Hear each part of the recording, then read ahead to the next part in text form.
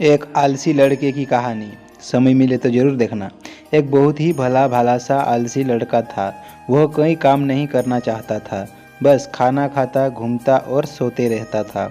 एक दिन उसे किसी ने बताया कि एक आश्रम है जहाँ पर कुछ नहीं करना पड़ता है और हर दिन 2 समय का खाना और नाश्ता मिलता है। तुम वहाँ जाकर के रहो। उस आलसी लड़के ने सोचा कि ये तो बहुत ही बढ़िया है और वह उस आश्रम में जाकर रहने को सोचा। और फिर वह भोला भाला आलसी लड़का अपना सारा सांसारिक जीवन छोड़कर उस आश्रम में जाकर रहने लगा। आश्रम में गुरुजी रहते थे। वह कुछ समय सबको प्रवचन देते थे और वह आलसी लड़का सुनता था। बाकी समय आराम करता था और फिर भर पेट खाना खाकर सो जाता था।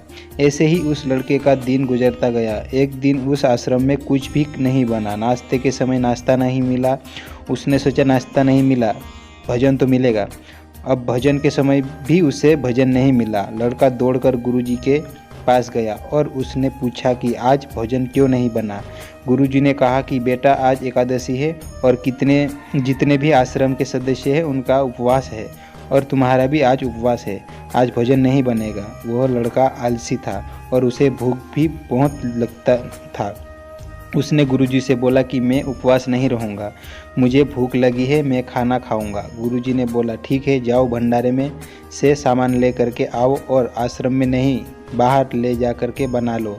लेकिन याद रखना, भोजन बनाने के बाद सबसे पहला भोग भगवान को लगाना है और फिर तुम प्रसाद पाना।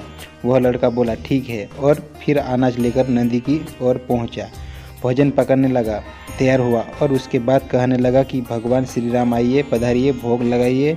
अब जब उसे लगा कि भगवान तो आ नहीं रहे हैं तो फिर उसने कहने लगा कि मुझे मालूम है आपको तो अच्छा खाने की आदत है, मैं बना ही नहीं पाया और मुझे अच्छा भोजन बनाने भी नहीं आता है, लेकिन जो भी रूखा सूखा बना है आकर खा लीजिए। भगवान श्री राम उसकी सरलता पर बहुत ही प्रसन्न हुए और उस लड़के को दर्शन दे दिए। उसने देखा कि भगवान श्री राम आए हुए हैं और उनके साथ में माता सीता भी आई हुई है। लेकिन लड़के ने सिर्फ 2 लोगों के ही भोजन बनाया था, एक अपने लिए और दूसरा भगवान के लिए। और अब क्योंकि भगवान के साथ माता सीता भी आई हुई थी तो उसने उस भोजन को माता सीता और भगवान के सामने ग्रहण करने के लिए रख दिया। भगवान श्री राम और माता सीता ने भजन किया और उसके बाद जब वह जाने लगे तो यह भोला सा आलसी सा लड़का बोला कि प्रभु आप आइए, दर्शन दिए हुए बहुत अच्छा लगा। मुझे खाने को कुछ नहीं मिला, लेकिन कोई बात नहीं। लेकिन आपसे एक विनती है कि अगली बार जब आप आएंगे तो कितने लोग आएंगे ये बता दीजिए, ताकि मैं उतने लोगों के लिए भजन बनाकर रखा रहूं। भगवान श्री राम मन ही मन मुस्कुराए और फिर अंतर ध्यान को हो गए। लड़का आश्रम गया, दिन बीतता गया और फिर एकादशी का दिन आया और उस बार उसने 3-4 लोगों के लिए अनाज लेकर के खाना बनाने के लिए नदी के किनारे पहुंचा और उसने बड़े प्रसन्नता से भजन बनाया और इंतजार करने लगा कि प्रभु आइए और भोग लगाइए। इस बार लड़का देखता है कि भगवान श्री राम का पूरा राम दरबार लेकर के आए हैं, जैसे माता सीता, लक्ष्मण, भरत, हनुमान जी और सभी लोग आए हैं। लड़के ने 3-4 लोगों का भजन बनाया था और इस बार भी भोजन कम पड़ गया। लड़के ने निराश होकर भोजन को प्रभु के आगे रख दिया। उन्होंने भजन किया और फिर चले गए और इस बार भी लड़का फिर से भूख रह गया। अब लड़का फिर आश्रम गया, दिन बीतता गया और फिर एकादशी का दिन आया और इस बार गुरुजी से कहने लगा कि गुरुजी मुझे इस बार थोड़ा ज़्यादा अनाज चाहिए। गुरुजी सोचने लगे कि यह इतना सारा अनाज का करता क्या है, कहीं इसे बेचता तो नहीं है। फिर उन्होंने कहा कि ठीक है, भूख से परेशान रहता है। लड़के ने कहा कि नहीं गुरुजी, मैं भूख से परेशान नहीं रहता हूँ, प्रभु के साथ बहुत लोग आते हैं, उनको भी तो भोजन करना पड़ता है। गुरुजी को लगा कि लड़का पागल हो गया है, लेकिन गुरुजी ने सोचा कि चलो एक बार चलकर देखते ही कि लड़का इस अनाज का करता क्या है। वह भोला सा लड़का अनाज लेकर के नदी के किनारे पहुंचा और इस बार भजन बनाया नहीं।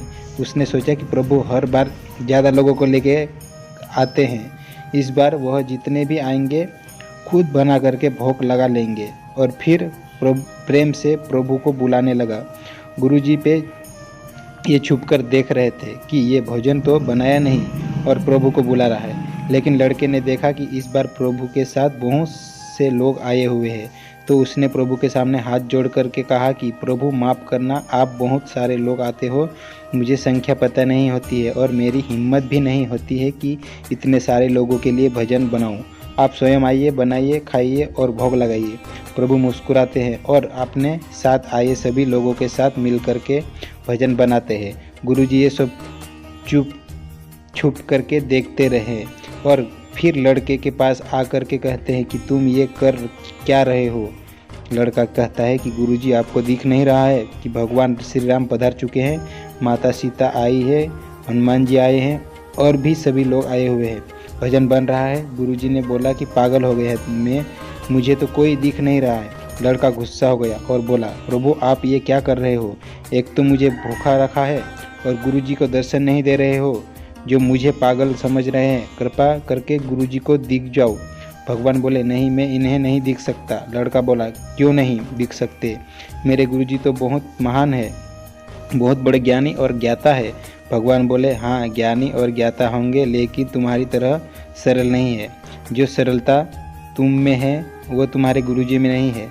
लड़के ने ये बात गुरुजी से कह दी कि भगवान श्री राम कह रहे हैं कि आप में सरलता नहीं है, आप मेरी तरह सरल नहीं है, इसलिए आपको नहीं दिख सकते। गुरुजी की आंखें नम हो गई और रोने लगे और बोले कि बिल्कुल सही कहा, मेरे अंदर तुम्हारे जितना सरलता नहीं है। और फिर माफ़ी मांगने लगे। फिर भगवान ने गुरुजी को भी दर्शन दिए। ये कहानी हमें सिखाती है कि जीवन में सरलता सबसे आवश्यक है। जितने सरल बने रहेंगे उतना जीवन में आगे बढ़ते चले जाएंगे। जब आप सरल होते हो तो आप खुद भी मुस्कुराते हो और दूसरों को भी मुस्कुराने की वजह देते हो। तो दोस्तों, आप लोगों को ये कहानी कैसी लगी कमेंट करके ज़रूर बताइए, और अच्छी लगी तो वीडियो को लाइक एंड चैनल को सब्सक्राइब जरूर कर लें। मिलते हैं नेक्स्ट वीडियो में, तब तक के लिए जय हिंद, जय भारत।